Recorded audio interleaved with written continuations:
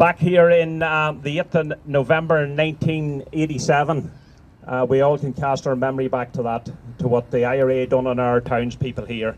And not only to what they done here, they murdered 12 innocent people here in Enniskillen, but they also tried to murder our children down at Tullyhammon on the border, down there at the border here in Fermanagh. Here, here. It was an absolute disgrace what they tried to do, and it was only for the grace of God that the command wire broke, that they didn't get detonating that bomb, or we would have had an awful massacre on our hands. Also, today is very significant too. You haven't come here to listen to me speak, but I just thought at a point that I would mention this. Today, as we speak, it's 49 years since Corporal Johnson and Private Eames was murdered the other side of Enniskillen at Cherrymount Roundabout. 49 years ago till this date. And both those men were married men with young families. And I just want their families and everybody else here to know that their life wasn't lost in vain. Them two men gave up there today for our tomorrow. And I just salute those families. And also for all the families that have given up their all for us, for our safety. But without any further ado, I'll call on the first speaker tonight, and that is Jamie Bryson. Jamie, so if you want to take up the mic here.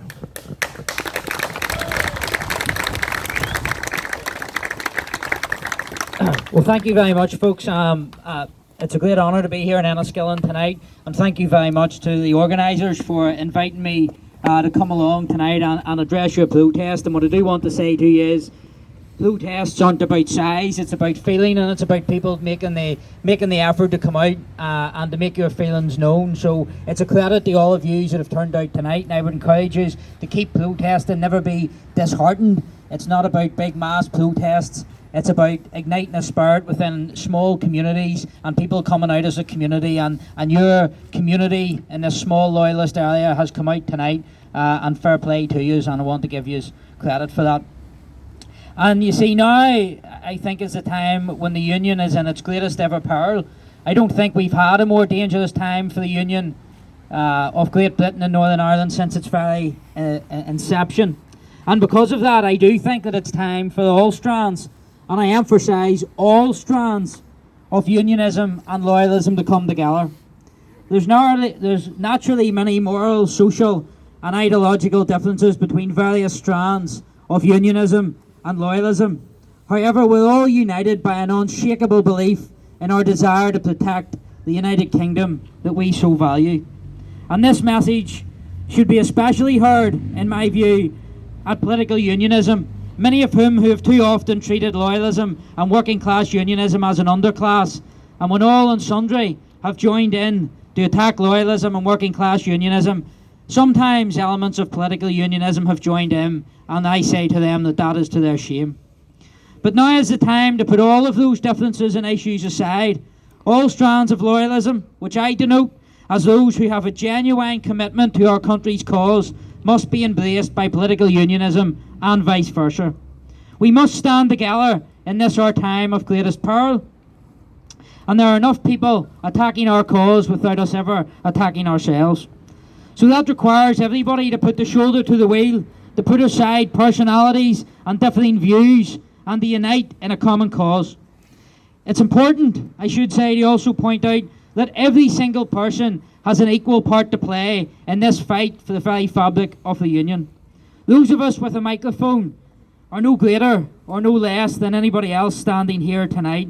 Everybody in different ways plays an equally valuable role, has an equally valuable role to play, and each person is equally valuable.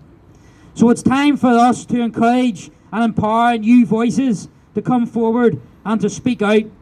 It's time actually to renew and refresh these platforms with new faces and new voices. Unionism and loyalism must be constantly growing and multiplying. We cannot remain stagnant, nor can unionism and loyalism be focused around a small group of familiar people. And that is why there exists an opportunity in the campaign against the protocol to grow and empower the PUL community by providing opportunities and encouragement to new voices, both young and old.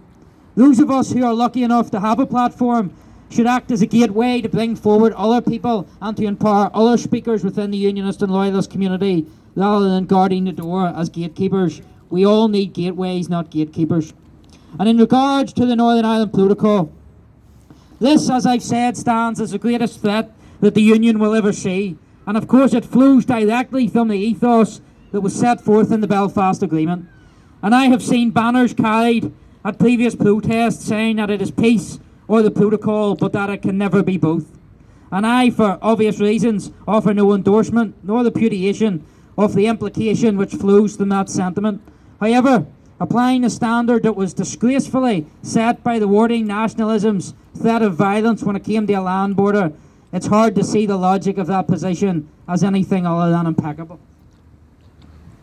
The whole basis, you see, of this so-called peace process is, and always has been, one very simple thing: that unionism must give and nationalism must get. That, in terms of the Union, we must agree to changing everything but the last thing. But when it comes to the last thing, which is a referendum on handing over the deeds to our homeland, then logic will tell you that the Union will, in substance, will have already been dismantled. The symbolism of the last thing is of no value if the substance of everything when it comes to the Union is already dismantled and diminished. So if we meekly cower away now, then the Union, in my view, is finished. And the longer that political unionism operates the Belfast Agreement, then the tighter the noose becomes around our own neck. That is a fact. So whatever the cost may be, it's time to say enough is enough. But it's no good that being said with zeal, but implemented in a half-hearted manner. Nor is it beneficial to unionism to be fractured or divided. We must all stand together. And what we've seen, as I've alluded to in relation to the protocol, was the threat of nationalist violence weaponised. The Irish Prime Minister going to the European Union and using the threat of IRA bombs for political leverage, the type of bombs that was detonated right here in Enniskillen. The Irish government sought to weaponise the use of that type of violence in order to gain political leverage and to leave us subjugated within an economic united Ireland. And finally, so too are we told that the Belfast Agreement and our institutions are based upon this notion of cross-community consent, that it's meant to be protections for both sides. But never forget that when it came to the Northern Ireland Protocol, go and read Schedule Section 56A or Schedule 6 of the Northern Ireland Act. When it came to cross-community consent on the protocol, nationalism had no difficulty when it came to putting the foot on the neck of the unionist and loyalist people. That's what cross-community consent really means. So if that doesn't say to you that this peace process is all about unionism must give and nationalism must get, then nothing ever will say it better. So in closing, thank you very much for inviting me down. Really pleased to be here, and it's a credit to you as it have all turned out, and I would encourage you to keep trying to multiply, keep trying to encourage more people, and keep trying to empower more people within your community to come forward and speak out. And the next protest that there is in Enniskillen, what I would love to see more than anything else is a couple of young voices or old voices here from Enniskillen, grassroots people who step forward on the platform and to speak for your own communities, because it's really important that it's not always the same faces and the same voices, and that you empower more people from within your community. So thank you very much.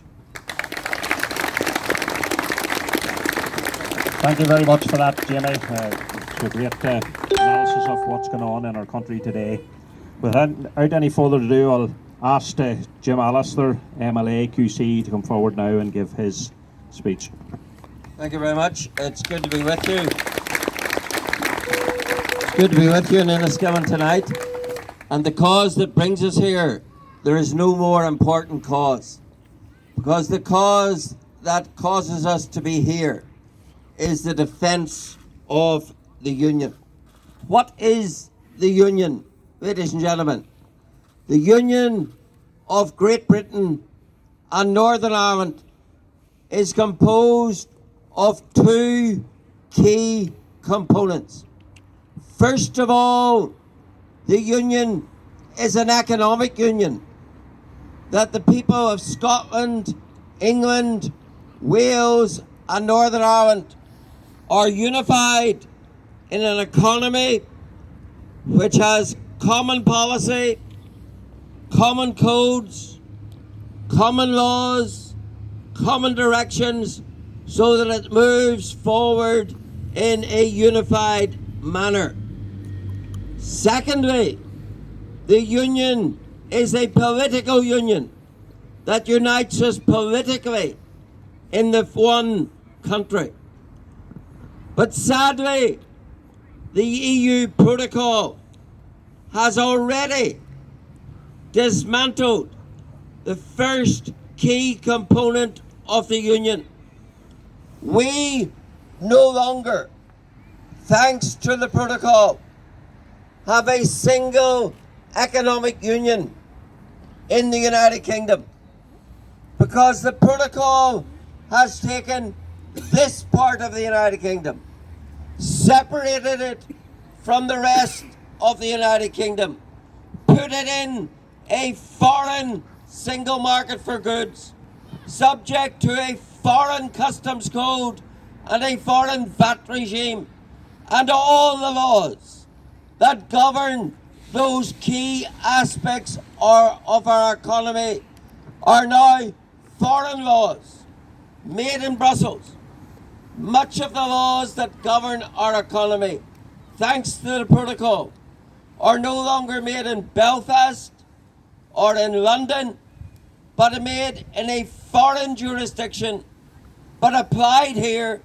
Laws we did not make, laws we cannot change, but laws that we are expected to live under. And that has dismantled the most important economic aspect of the union. That is what the High Court recently said in our legal challenge. That Article 6 of the Acts of Union, which created that economic union of the United Kingdom, is repealed. It's gone. It's replaced by the protocol. So no one should be in any doubt about the constitutional threat that the protocol creates. The protocol has already created constitutional change.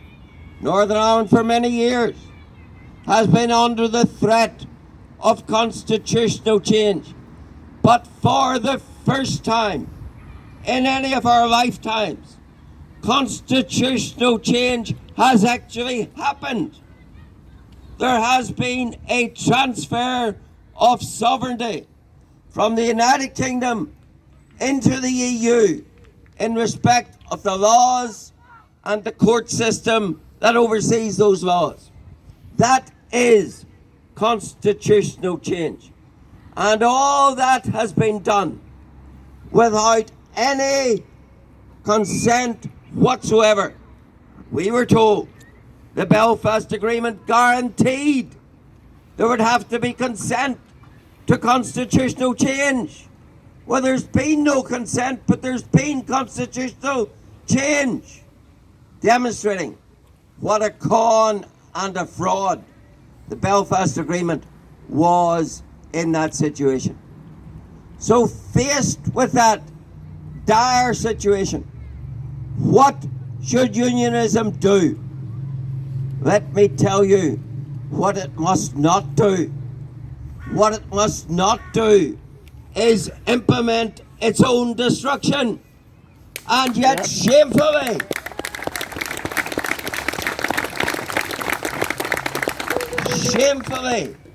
that is precisely what is happening. The Irish Sea border was built by whom? Tragically, sadly, unbelievably, by a unionist agriculture minister, Edwin Poots. The Irish Sea border, day and daily, is implemented by Mr. Poots' departmental staff. Without the checks, without the inspections that his department are carrying out, there can be no implementation of the protocol. It becomes a dead letter. But what is keeping it alive? What is causing it to be imposed upon us is the very implementation, courtesy of Mr. Putz's department. Now he tells us, oh, it's a pitiful response. Pitiful Putz tells us this. Oh, I have to implement it because as a minister, I must obey the law. Well, let's consider that for a moment. Let's deconstruct what that means. I'll tell you what that means. That means that Stormont institutions now can only exist if we implement our own self-destruction. Just make no mistake about it. The protocol will destroy the union. It's already well on its way to doing so. And for a unionist minister to say, I must do it, I'm required to do it, then what he's really saying is that the Stormont institutions can only exist if he, as a unionist, implements the destructiveness of the protocol. So we're now in the amazing situation that we can only have Stormont if we have the IRA in government, and we can only have Stormont if we implement our own destruction through the protocol. If that, ladies and gentlemen, is the price of Stormont, then why are we paying it?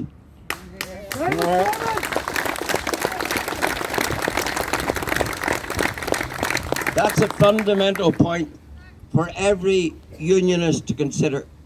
If Stormont institutions are only available if you have IRA at the top and the heart of government, and now if you implement your own destruction through the protocol, then why do we want, why are we sustaining Stormont institutions built on that basis?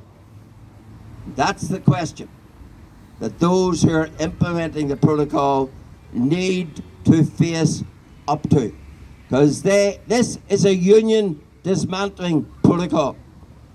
And if Brussels looks upon Northern Ireland as it does, and London looks upon Northern Ireland as it does, and says, oh well, they're huffing and they're puffing and they're shouting about it, but they're implementing it, what conclusion do they draw? They draw the inevitable, inescapable conclusion that unionism isn't serious about this issue.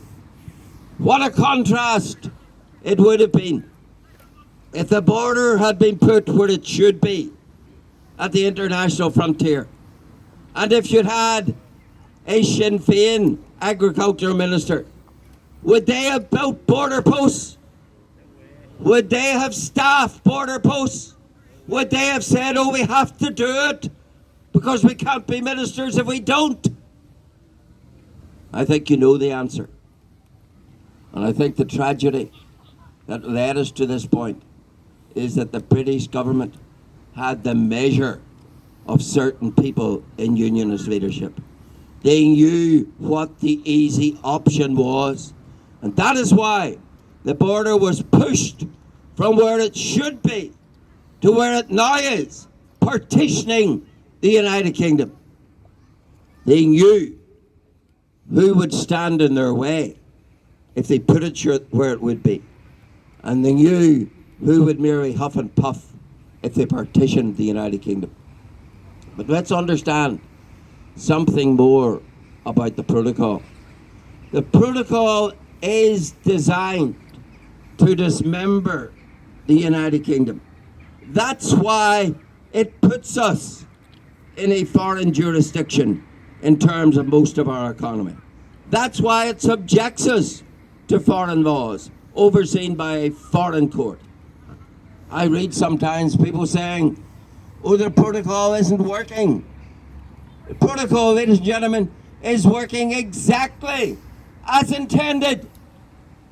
It was intended to break up the United Kingdom as a punishment for Brexit. And of course, we didn't get Brexit. We got a denial of Brexit. The protocol is the denial of Brexit. But never be unaware of what the ultimate game plan is with the protocol. It is about building a united Ireland economically, in the sure and certain belief that that will then build a united Ireland politically. Look at the EU itself. The EU, in its very first treaty, had a pledge to ever closer union. How did it deliver that? By building economic unity, by bringing in a single market, by removing customs checks, by reducing national power, by creating through Maastricht and Nice and Lisbon and all the rest of it, the single market. And then to that, having created the economic union, they bolted on the political aspects. An EU president, an EU parliament, an EU civil service. That is exactly the template that is intended for us in Northern Ireland. That you wean Northern Ireland away from its British economic dependence. You make it difficult to trade from GB and easy to trade with the Republic. You cause obstacles in getting supplies in from GB so that business looks south of the border, builds its connections, creates an all-Ireland economy. Just as the EU built itself as a political entity through economic unity, so you build an all-Ireland economy in the belief that it's then a short step to political unity. And that is what is being done. And all the more folly, all the more tragedy, all the more dim-witted idiocy of anyone helping that process along, aiding and abetting it, implementing the very thing that is dismantling the union. Make no mistake about it, ladies and gentlemen, if we do not kill this protocol, it will kill the union. That's what it is designed to do. That's what it is doing. And if this protocol beds in, particularly if it's bedded in by those who should know better, then it will destroy the union. As a politician, I want to say to you, every politician who calls themselves unionists need to examine their heart. Does the place they hold in somewhere called Stormont matter more to them than the principles of unionism? Does it matter more to them that they should resist, not implement, the very destruction of Northern Ireland? And if they can answer that question, that's a sustaining, the strengthening, the building of Northern Ireland matters more to them, then they need to desist. They need to stop now doing the very opposite of implementing the destruction of Northern Ireland through the protocol. This isn't about, oh, it's difficult to get your Amazon parcel, or the shelves in your supermarkets are finding it difficult to get the supplies, or your building supplies are coping, or it's hard to get your roses and all that. All those things are important. None of those things should be happening. But they are not the critical issue. The critical issue is the constitutional change. And until every unionist in Northern Ireland grabs hold of that reality, then this process is going to continue. Some might come to a realization when it's too late. And when it's too late will be when this protocol has been allowed and aided to be bedded in. So each one of us have a role to play. It is through the institutions you belong to, through the fact that you are constituents of representatives, to apply the maximum pressure to cause those who are putting this protocol upon us to recognize the first step in dismantling our destruction is for them to stop implementing it. We have to bring Boris Johnson, the man who put this protocol upon us. The man who lied and lied and lied again about there not being an Irish Sea border. We have to bring him to the point of making a choice. Does he want to save the protocol, or does he want to save the Stormont institutions? And it's only if unionism is prepared to put those institutions on the line on the basis we will not implement the protocol, will Boris Johnson be made to make that choice. But if we go on as we are, voicing opposition but contradicting it by implementation, then Boris Johnson has no choice to make, and we have no hope. It's as stark, it's as clear, it's as emphatic as that. Let's be on the right side on this issue, and let's make sure that those who should be doing the right thing are compelled by force of public opinion to do that right thing. Thank you very much. Thank you very much, Jim Allister, for your very in-depth analysis of what's going on in our country today. That was very, very informative indeed. I just want to ask you to give both our speakers another big round of applause.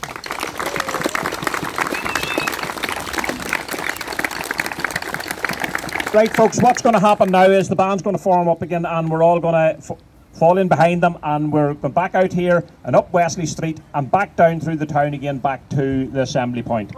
Everybody happy? Okay, we'll sing the Queen. God save our gracious Queen, long live our noble Queen. God save our Queen. Send her victorious, happy and glorious, long to reign over us. God save our Queen. Hip hip! Hip hip! Hip hip! No surrender.